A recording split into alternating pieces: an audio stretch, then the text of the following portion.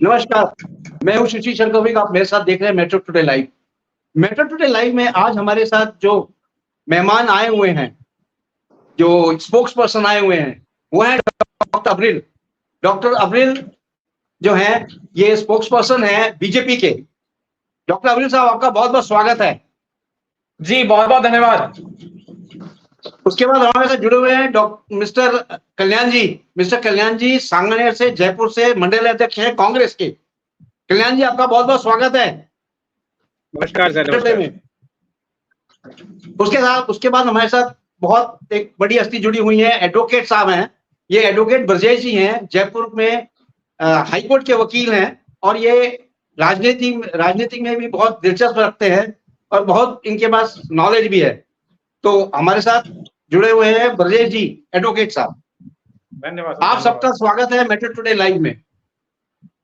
Metro today live में आज सबसे पहले सवाल यह है कि 2024 का चुनाव चल रहा है। पहले तो जो चुनाव चल रहा था वो था अपने अपने मैनिफेस्टो पे कांग्रेस और बीजेपी और अन्य पार्टियां लड़ रही थी।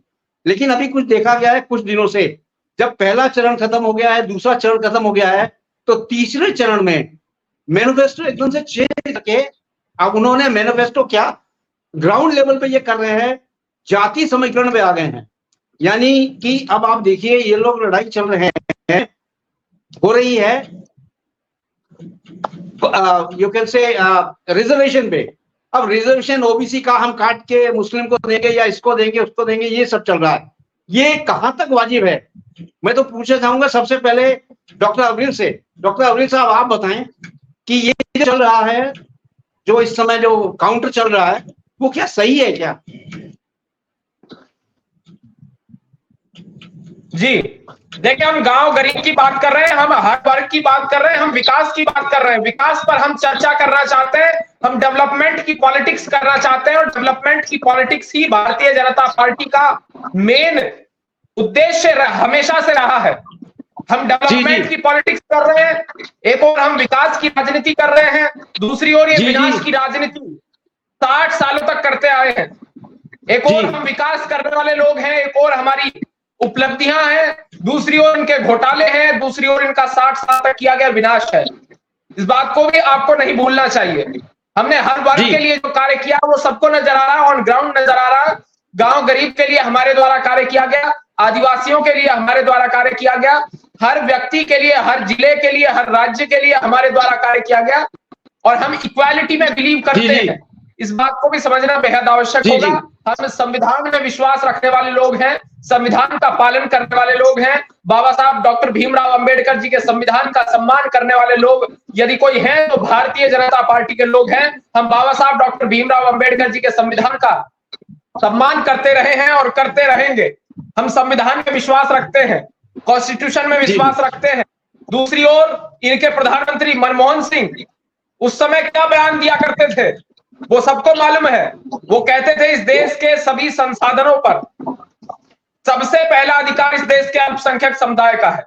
तो कैसे कोई प्रधानमंत्री इस बात को कह सकता है कि इस देश के सभी संसाधनों पर सबसे पहला हक इस देश के अल्पसंख्यक समुदाय का है? इस प्रकार का स्टेटमेंट कोई प्राइम मिनिस्टर कैसे दे सकता है? इस बात को भी समझना बेहद आवश्यक है। ये अनकॉन्स्टिट्यूशनल स्टेटमेंट था टोटली, इस बात को भी समझना चाहिए। ये कहां से संवैधानिक है?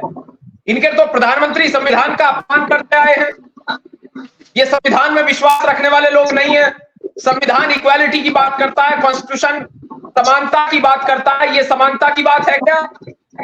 ये कह रहे हैं सबसे पहला अधिकार संसाधनों पर इस देश के अल्पसंख्यक समुदाय का है। तो ये बहुत दुखद है। जनता देख रही है, वोटर देख रहा है।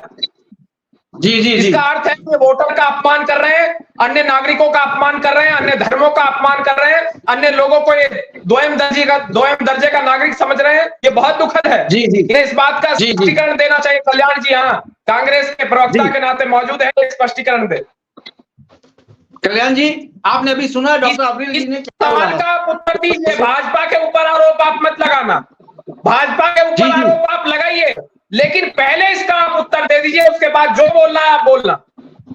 जी बोलिए बोलिए उत्तर आप कल्याण जी बोलिए। कल्याण जी देखिए, डॉक्टर अब्रिल जी का जवाब दीजिए। मैं सुन रहा हूँ। मैं जी डॉक्टर अतुल जी को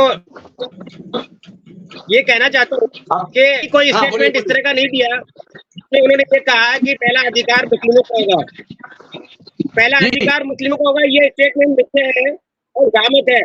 ये लोगों को गुमराह करने के लिए स्टेटमेंट दिया जा रहा है।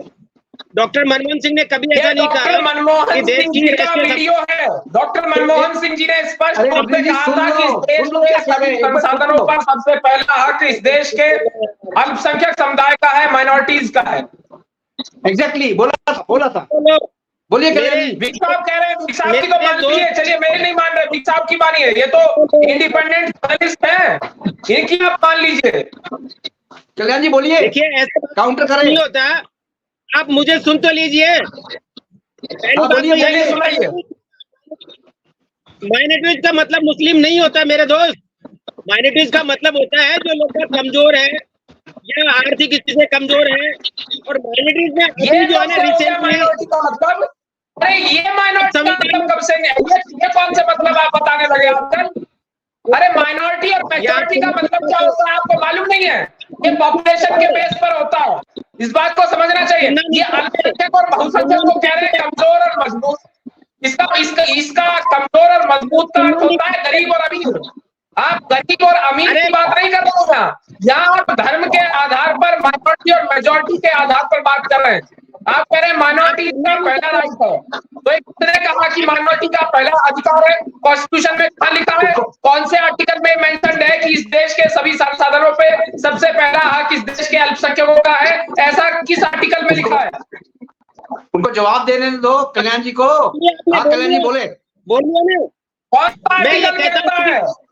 अरे सुन तो लो कॉन्स्टिट्यूशन सर। का कौन सा आर्टिकल कह रहा है? अरे सुन तो बताइए, कहाँ मेंशन है बताइए पहले। करने से कुछ नहीं होता।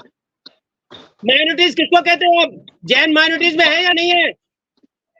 जैन माइनॉरिटीज में है या नहीं है? आपके पारसी माइनॉरिटीज में है या नहीं है? सिख माइनॉरिटीज में है अरे या नहीं भैया है? मैं आपसे एक बात जानना चाह रहा हूँ, आप माइनॉरिटी का पहला अधिकार क्यों कह रहे हैं? आप मुसलमान का पहला अधिकार कैसे कह सकते हैं, माइनॉरिटी का पहला अधिकार कैसे कह सकते हैं? अरे सुन तो लो यार, आप सुनना ही नहीं चाहते। आप अपना पे अपनी रिकॉर्ड चलाते रहते हो। जैन माइनॉरिटीज में है या नहीं मुसलमान माइनॉरिटी में है कि नहीं है? मुसलमान माइनॉरिटी में है कि नहीं है? ये मुसलमान माइनॉरिटी में है कि नहीं है, इसका उत्तर दो। मुसलमान माइनॉरिटी में है कि नहीं है? पर्टिकुलर एक कास्ट का नाम दिया उन्होंने, या तो आपको इंग्लिश का पता नहीं है या मुसलमान माइनॉरिटी में आता है कि नहीं आता, मैं केवल इतना जानना चाहता हूँ। मैं कुछ नहीं कह रहा, मैं केवल इतना जानना चाह रहा हूँ। आप झूठ बोल के कितना ही कर लो। इसीलिए है कि अभी जो इलेक्शन चल रहा है ना, उसमें आपकी झूठ का पता लग रहा है कि आप किस तरह से चाहते हो। तो ये पहला इलेक्शन होगा तो बिना किसी सिर पैर के हो रहा है। देश नहीं है, कोई मुद्दा नहीं है। आप कभी कहते हो कि हिंदू मुस्लिम करते हो, कभी मंगलसूत्र लाते हो, कभी फिर और किसी और चीज में ले जाते हो। ये पहला इलेक्शन हो रहा है देश में। ये देश का बड़ा दुर्भाग्य है कि जो महंगाई पे लड़ा जा रहा है, न बेरोजगारी पे लड़ा जा रहा है, न देश की तरक्की के लिए लड़ा जा रहा है। ये लड़ा जा रहा है सिर्फ इसलिए कि हिंदू मुस्लिम करवा दिया जाए। ये लड़ा जा रहा है इसलिए कि मंगलसूत्र छीन लिया जाए। ये लड़ा जा रहा है इसलिए कि आपकी प्रॉपर्टी बांट दी जाए। लोगों को गुमराह करना बंद करें और देश को हकीकत पता लग चुकी है कि मेरे मित्र, आप एक ही चीज को लेकर बार बार इसमें नहीं करें। या तो आप सुन ले या फिर ये समझा दे या समझ ले, दो चीज होती है। आप समझना भी नहीं चाहते, समझाना भी नहीं चाहते, ये पॉजिटिव नहीं है। हम यहाँ पर किसी बहस करने के लिए नहीं बैठे। न कभी मनमोहन जी ने इस तरह का कहा है कि पहला अधिकार जो माइनॉरिटीज का होगा। अगर आप कह रहे हैं तो ये गलत है, क्योंकि आप एक प्रवक्ता है, आप एक रेपुटेटेड आदमी है, आपकी बात का महत्व है।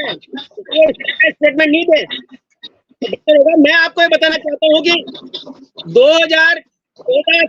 15 जनवरी 2014 से लेकर 2018 तक मोदी जी ने 92 देशों की यात्रा करी है, आपको मालूम है। और एक यात्रा पे लगभग 22 करोड़ रुपए खर्च हुए हैं। 5 साल में इन्होंने 92 देशों की यात्रा करी है। देश का कितना पैसा बर्बाद किया है, आप उस पर चर्चा नहीं करना चाहते। आप ये नहीं कहना चाहते कि देश का कितना पैसा बर्बाद। 5 साल में 92 देशों की यात्रा करी है और एक यात्रा पे 22 करोड़ रुपए खर्च हुआ है। देख नहीं रहे देश का पैसा कहाँ जा रहा है, देश की कैश किस तरह से बर्बादी हो रही है। और आप फिर माइनॉरिटी के हिंदू मुस्लिम हाँ कल्याण जी की लगता है मेरे को ऑडियो खराब हो गया है कल्याण जी का। कल्याण जी आपको मेरी आवाज आ रही है? आ जाते हैं। कल्याण जी आवाज आ रही है तो आप कंटिन्यू करें। लगता है कल्याण जी का ऑडियो ठीक नहीं है, तो अपन डॉक्टर मिस्टर एडवोकेट साहब से पूछते हैं। एडवोकेट ब्रजेश जी, आप बताइए जो चुनाव हो रहा है लोकसभा का, जो इस समय चल रहा है, ये कंडीशन जो चल रही है, पहले में और दूसरे में तो देख लिया सब लोगों ने कितनी वोटिंग हुई है। लो वोटिंग परसेंटेज जा रहा है। लो वोटिंग परसेंटेज जाने का भी कारण है, कई कारण है, इसके पीछे कई चीजें हैं। लेकिन मैं ये जानना चाहता हूं आपसे एडवोकेट साहब, आपने भी सर्वे किया होगा, आपको भी कुछ ये ज्ञात होगा कि 2024 का जो चुनाव चल रहा है ये किस करवट बैठेगा। क्योंकि बीजेपी ने एक नारा दिया हुआ है 400 पार। अभी नैया बहुत दूर है, हो सकता है 400 पार के भी आगे निकल जाए, ये ऐसी कोई बात नहीं है, क्योंकि इनके फंडामेंटल राइट्स बहुत क्लियर हैं। इसके बारे में कोई आप प्रकाश डालें एडवोकेट साहब।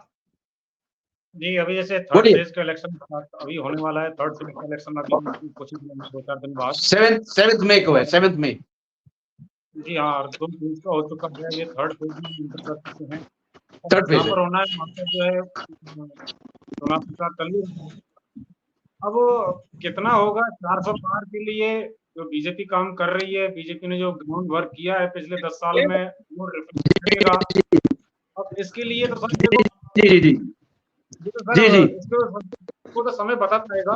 पर मैं एक बात कहना चाहता हूँ, जो अल्पसंख्यक नाम का बार बार कि अल्पसंख्यक कौन है, अल्पसंख्यक कौन है।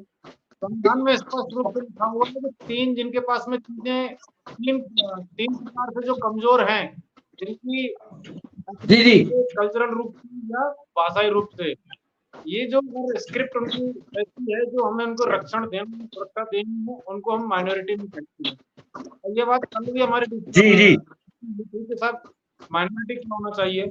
सुप्रीम कोर्ट ने इस बात ऑलरेडी एक डिसीजन दिया हुआ है कि वो 2002 में बताया बात, 2002 का केस, जो माइनॉरिटी है सेंट्रल गवर्नमेंट को नहीं करना है, ये स्टेट को डिसाइड करना है कि माइनॉरिटी कौन है। जबकि हमारे जो आप भारत लेवल पर देख बता दिया कि साहब माइनॉरिटी ये होते हैं। अब आपको एक बात बताऊं, और कुछ जिले हैं, मैं अभी आपको अपना बता दूंगा, कितने जिले हैं जिनमें हम लोग माइनॉरिटी में आ चुके हैं। तो पहले तो माइनॉरिटी की परिभाषा ही ठीक से हो जाए। माइनॉरिटी की परिभाषा ही ठीक नहीं है अभी तक। संख्यक कौन है, बहुसंख्यक कौन है। जो हमारे पारसी बहन भाई 1 लाख के आसपास, वो भी माइनॉरिटी में है। जो 14 करोड़ है वो भी माइनॉरिटी में है। ये कौन सा पैमाना है सर तय करने की माइनॉरिटी का। माइनॉरिटी की परिभाषा भी तो होनी चाहिए ना। और सुप्रीम कोर्ट ने पहले बता दिया कि जब अपने स्टेट को दे दो अधिकार, बता देंगे किस जिले में कम है, किस में ज्यादा है। वो जो time to time minority board बनेगा, वो अपने आप निर्धारित करता रहेगा कि ये माइनॉरिटी। तो इस प्रकार के शब्द है। मैं बताऊं, साहब ने बोल तो दिया, लेकिन वो महाभारत के बर्बरी थे कि मैं लड़ाई तो करूंगा, लेकिन जो कमजोर पक्ष होगा उसकी तरफ करूंगा। हम जो माइनॉरिटी माइनॉरिटी वाले मेजोरिटी में आ जाएंगे, तो फिर वो माइनॉरिटी जो अभी जो प्रेजेंट में फिल्म की तरफ हो जाएगा वो कांग्रेस। तो कला तो सीख ली युद्ध, लेकिन क्या है कि सोच समझकर उन शब्दों का प्रयोग करना, ये बर्बरी को नहीं पता था। कुछ भाषा जो हम बोल देते हैं उनका कितना असर पड़ेगा राजनीति में, अच्छी बात है सर। देखो कांग्रेस भी और बीजेपी भी इस भाषण को जरूर करेंगे, और हो सकता है आने वाले टाइम में और कैसे देश के संसाधनों पर पहला अधिकार अल्पसंख्यकों का है। इसका मतलब पॉलिटिकल लीडर का मतलब नहीं है ये चीजें। देश के संसाधनों पर अधिकार है, समान रूप से अधिकार है। अगर कोई बिजनेस वाले जो वो एंटरप्रेन्योर जो इंडस्ट्रियलिस्ट हैं, इंडस्ट्री लगा रहे हैं, जो काम कर रहे हैं, वो भी हमारे नागरिक हैं। और एक जो किसान काम कर रहा है, मजदूर जो वर्क कर रहे हैं, वो भी हमारे देश का नागरिक है। जो जैन है, पारसी है, बौद्ध, सभी देश के नागरिक हैं। तो देश के जी, जी। संसाधनों पर पहला अधिकार उनका है या पहला अधिकार उनका है, ये प्रेफरेंशियल अधिकार देने से ही जो है ये, अन्यथा जी, जी। मौका ही नहीं मिलता सुनने का, समझने का। सभी का अधिकार है, देश के संसाधनों पर सभी का समान रूप से अधिकार है, सभी का बराबर रूप से, सभी बराबर रूप से ही ठीक है। अधिकार लेंगे। भाई ठीक ठीक महामारी की तरह अगर हम निर्णय कर देंगे कि नहीं साहब जो दुर्बल होगा उसकी तरफ से लड़ेंगे हम, फिर तो समाप्ति नहीं होगी। अभी गरीबी भुखमरी के खिलाफ लड़ाई समाप्ति नहीं होगी। देश के संसाधन है, सभी इसको यूज करेंगे, सभी बराबर तरीके से इसको यूज करेंगे। तो सरकार का काम है एक अच्छे तरीके से समान रूप से वितरण करने का प्रयास करें, ये सरकार का काम है। जी, जी। गलती होगी बोलने में, क्या कर सकते जी, जी। जी, जी। अब्रिल साहब, डॉक्टर साहब चाहता हूँ डॉक्टर अब्रिल जी, समान रूप से अधिकार है। जी, जी। डॉक्टर अब्रिल साहब, अभी जो एडवोकेट साहब ने बताया उससे आप कुछ वाकिफ हैं कि नहीं? मतलब आप इससे संतुष्ट हैं जो इन्होंने अभी एनालिसिस किया है माइनॉरिटी का उसका? नहीं, मैं केवल एक व्यक्ति से असंतुष्ट हूँ और वो है कल्याण जी। कल्याण जी बिना किसी आधार के भारतीय जनता पार्टी के ऊपर आरोप लगाने का जो कार्य कर रहे हैं वो बहुत दुखद है, और जनता सब देख रही है। जनता को मालूम है कि किस प्रकार से कांग्रेस के लोग बेबुनियाद आरोप भाजपा के ऊपर लगा रहे हैं और किस प्रकार से ये अल्पसंख्यकों का पहला अधिकार बता रहे हैं। तो माइनॉरिटी का पहला अधिकार कैसे हो सकता है, इन्हें स्पष्ट करना चाहिए। संविधान तो सबको बराबरी का अधिकार देता है, संविधान तो सबको इक्वल राइट्स प्रोवाइड करता है। इसका उत्तर दें। जी जी जी जी डॉक्टर साहब बोले। लगता है डॉक्टर साहब की वीडियो चली गई है। तो एडवोकेट साहब, एडवोकेट ब्रजेश जी, ये जो चुनाव चल रहा है 2024 का, ये किस करवट बैठेगा? क्योंकि अब लड़ाई हो गई है, माइनॉरिटी और मेजॉरिटी में लड़ाई हो रही है। एक दूसरे पे जो अच्छा चेप लगा रहे हैं ये लोग, ये लगा रहे हैं, कांग्रेस लगा रही है इनके ऊपर और बीजेपी लगा रही है कांग्रेस के ऊपर। ये तो खैर ठीक है, इन लोगों में चलता रहेगा क्योंकि ये है चुनाव, चुनाव में सब जायज है। कहते हैं ना, लव में war and peace is all fair, तो चलेगा, ये कोई बात नहीं, चलने दीजिए। लेकिन इससे सबसे बड़ा जो दुखदायी चीज ये है कि जो लोग देखते हैं 140 करोड़ जनता जो देख रही है, वो क्या सोचेगी कि किस तरह का स्टेटमेंट्स लोग दे रहे हैं। क्योंकि हमारे जो नेता आते हैं उनको स्टेटमेंट देना चाहिए, देश कैसे तरक्की करेगा, देश के संसाधन कैसे उपयोग होंगे, देश में हम क्या क्या करने जा रहे हैं। ये लोग आपसी लड़ाई में ही ये लोग इस तरह कर रहे हैं।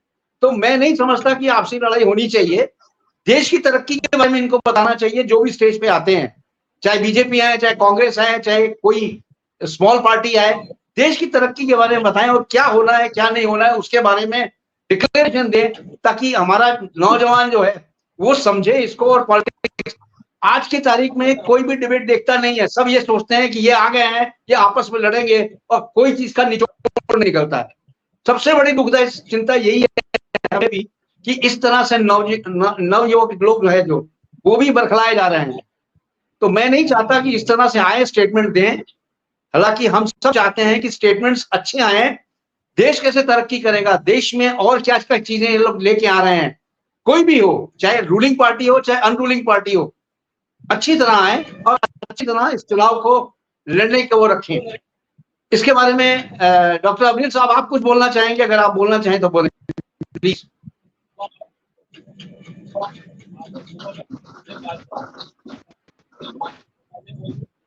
मेरी आवाज आ रही है अब तक? हाँ आ रही है सर, आ रही है डॉक्टर आ रही है जी, बोले सर। बिल्कुल। देखिए, एक और हम विकास की बात कर रहे हैं, वो सबको नजर आ रहा है, दूसरी ओर ये डिवाइड एंड रूल की पॉलिसी को अपना रहे हैं। इस बात को भी समझना बेहद आवश्यक है। ये डिवाइड एंड रूल अब नहीं चलेगा इस देश के अंदर, इन्हें समझ लेना चाहिए। इस देश की जनता बहुत समझदार है, समझ चुकी है। ये डिवाइड एंड रूल की जो पॉलिसी इंप्लीमेंट करने की कोशिश कांग्रेस पार्टी के द्वारा की जा रही है, ये बहुत दुखदायी है, बहुत दुखद है। जनता सब समझ रही है।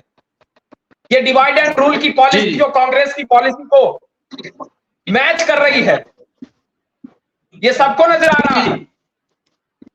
ये अंग्रेजों की पॉलिसी यहां इंप्लीमेंट ना करें तो अच्छा रहेगा, इन्हें समझ लेना चाहिए। एक और हम जनधन योजना चलाने में विश्वास रख रहे हैं, एक और हम उज्ज्वला योजना चलाने में विश्वास रख रहे हैं, एक और हम मुद्रा लोन देने में विश्वास रख रहे हैं, एक और हम बेटी बचाओ की बात कर रहे हैं, वो सबको नजर आ रहा है। दूसरी ओर ये डिवाइड एंड रूल की पॉलिसी अपनाने का जो प्रयास कर रहे हैं वो बहुत दुखद है। ये डिवाइड एंड रूल को अब इस देश का कोई भी नागरिक टॉलरेट नहीं करेगा, ये समझ लेना चाहिए। और जिस तरीके से ये अमित शाह जी का फेक वीडियो फैलाने की कोशिश कर रहे हैं, फेक वीडियो इनके द्वारा फैलाया गया है, वो भी बहुत दुखदाई है, बहुत दुखद है। इन्हें उत्तर देना चाहिए इस विषय पर, इन्हें स्टेटमेंट देना चाहिए इस विषय पर। ये आखिर क्यों नहीं बोल रहे हैं, आखिर क्या कारण है जिसके कारण ये चुप बैठे हैं? बोलिए कल्याण जी। कल्याण जी, ये तो बात है, जो फेक वीडियोस मार्केट में आए हैं, फेक वीडियोस, वो भी गृह मंत्री के फेक वीडियोस, मंत्री इवन प्राइम मिनिस्टर के फेक वीडियोस नहीं आने चाहिए, नहीं आने चाहिए फेक वीडियोस। फेक वीडियोस के बारे में आप कुछ बोलेंगे कल्याण जी? मैं आपकी बात से बिल्कुल सहमत हूं।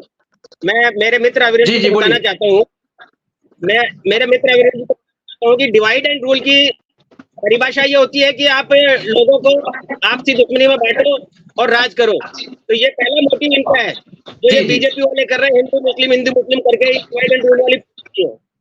दूसरा ये कह रहे हैं कि हमने विकास किया है देश का, तो देश का विकास नहीं किया, खुद का विकास किया है। बीजेपी ने अपना विकास किया है। तो मैं इनकी बात से सहमत हूँ कि ये विकास कर रहे हैं, क्योंकि ये पाकिस्तानी कंपनी से, हब कंपनी से 250 करोड़ रुपए ले लेते हैं। एक DLF कंपनी या फ्यूचर गेमिंग कंपनी उससे 450 करोड़ रुपए ले लेते हैं। तो विकास तो कर रहे हैं ये, बाकी अपना ही विकास कर रहे हैं, देश का विकास नहीं कर रहे हैं। न इनके पास में कोई विजन है। देश के लोगों के लिए ये गेमिंग कंपनी से पैसा लेते हैं, ऑनलाइन गेम खिलाते हैं ताकि युवा बेरोजगार है और बेरोजगार हो जाए। ये इनका विकास है। अगर इसको विकास मानते हैं तो धन्यवाद कहता हूँ मैं इनको। क्या इन्होंने एयरटेल कंपनी से 150 करोड़ रुपए नहीं लिए? क्या इन्होंने आरसेलर कंपनी से 200 करोड़ नहीं लिए?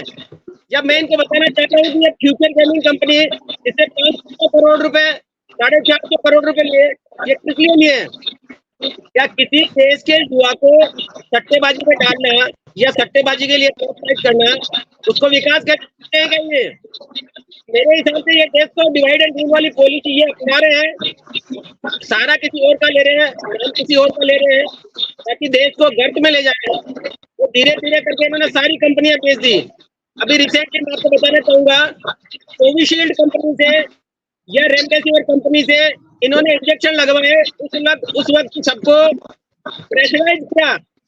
उनके मोदी जी ने आकर स्टेटमेंट दिया कि जो आदमी इंजेक्शन नहीं लगवाएगा उसको हम गवर्नमेंट फैसिलिटीज बंद कर देंगे, धमकियां दी।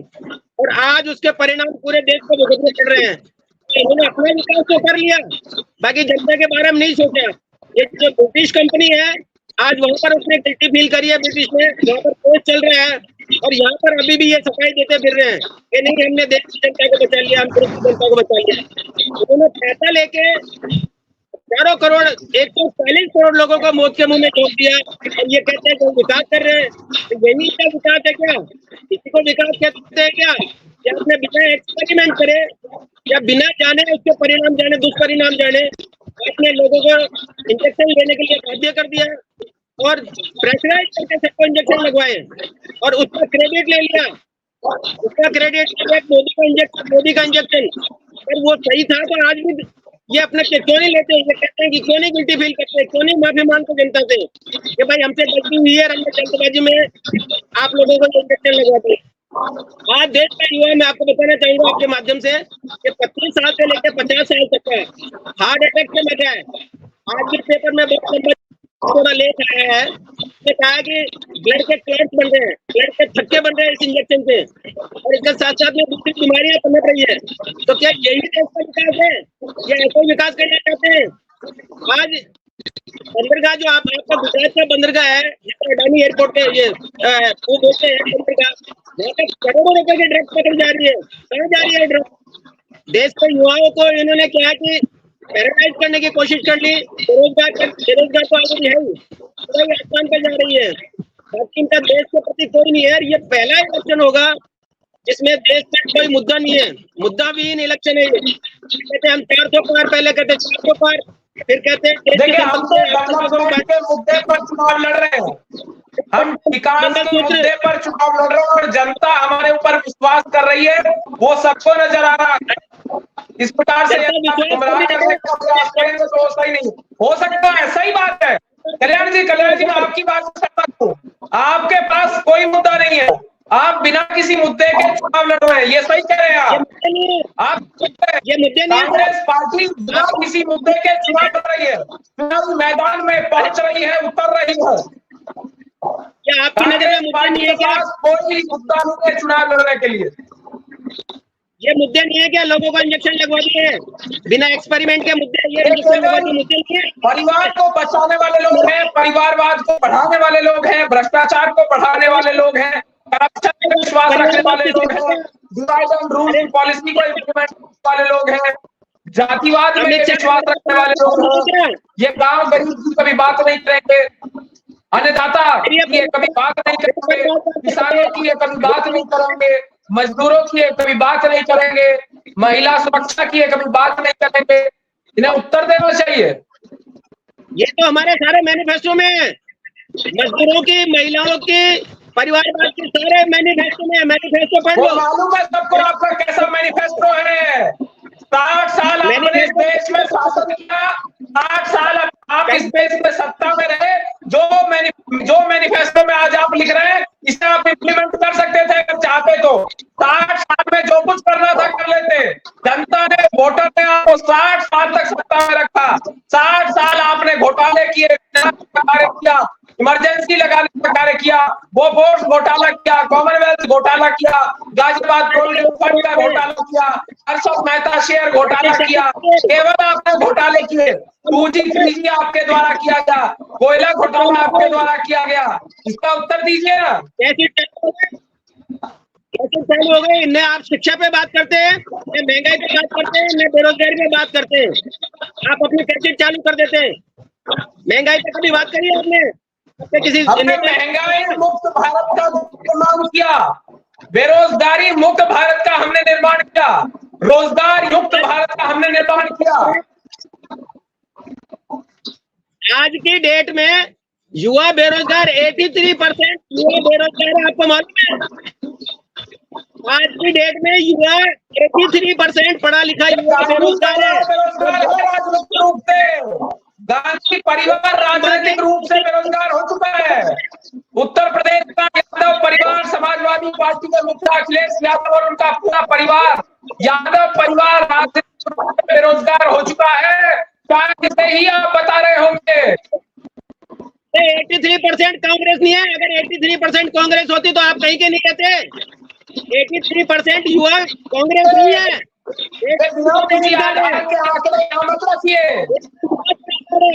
45 साल में बेरोजगारी आनी चाहिए।